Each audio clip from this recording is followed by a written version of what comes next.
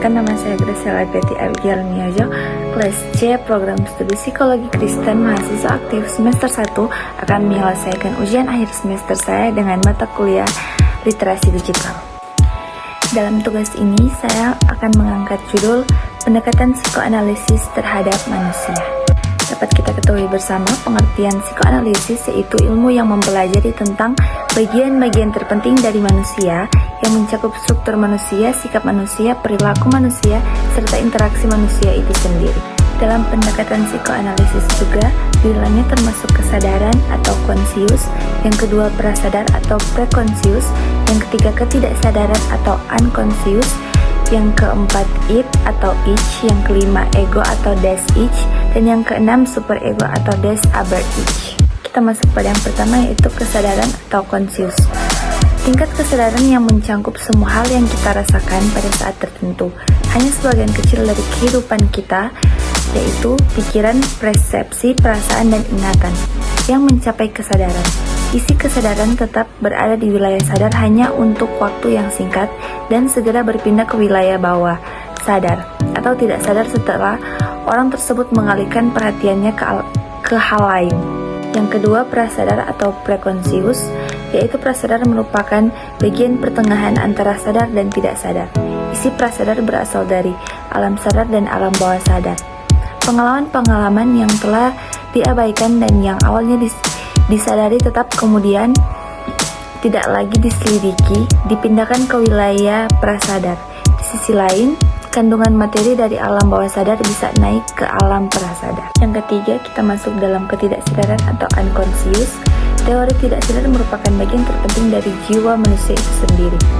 Ketidaksadaran mencakup naluri, impuls, dan keinginan yang dibawa sejak lahir, serta pengalaman traumatis atau biasanya selama masa kanak-kanak yang didorong oleh pikiran sadar untuk ditransfer ke wilayah bawah sadar. Tidak disadari memiliki kecenderungan kuat untuk tetap tidak disadari. Pengaruhnya terhadap pengaturan perilaku sangat kuat, tetapi tetap tidak disadari. Keempat, kita masuk dalam id atau ich. Id adalah sistem kepribadian asli atau bawaan. Id hidup dan berfungsi di alam bawah sadar, mempresentasikan subjektif. Id bekerja menurut prinsip kesenangan, yaitu mencari kesenangan dan menghindari rasa sakit. Id tidak dapat menilai atau membedakan antara benar dan salah, dan tidak memiliki rasa moralitas. Maka, perlu dikembangkan cara untuk mewujudkan stimulasi yang memuaskan ini tanpa menimbulkan ketegangan baru, terutama dilema moral. Alasan inilah yang kemudian menyebabkan id melahirkan ego. Yang kelima, kita masuk dalam ego atau das ich. Ego berkembang dari id sehingga manusia mengetahui bagaimana menghadapi realitas. Ego bekerja menurut prinsip realitas, berusaha mendapatkan kepuasan yang dibutuhkan id dengan cara mencegah munculnya ketegangan-ketegangan baru atau dengan menunda kesenangan pada id yang jelas dapat memuaskan kebutuhan. Ego adalah pelaksana atau eksekutor dari kepribadian yang memiliki dua tugas utama.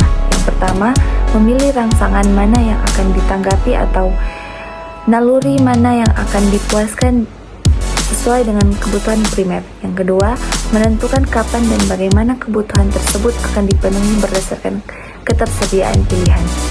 Aktivitas ego berada dalam kesadaran, tetapi sebagian kecil ego bekerja dalam prasadar dan tidak sadar. Terakhir, kita masuk dalam superego atau das aber ich, yang merupakan mendorong diri untuk mengganti tujuan realistik dengan tujuan moralistik, menghambat dorongan id, terutama dorongan seksual dan agresif yang bertentangan dengan norma nilai sosial, mengejar kesempurnaan.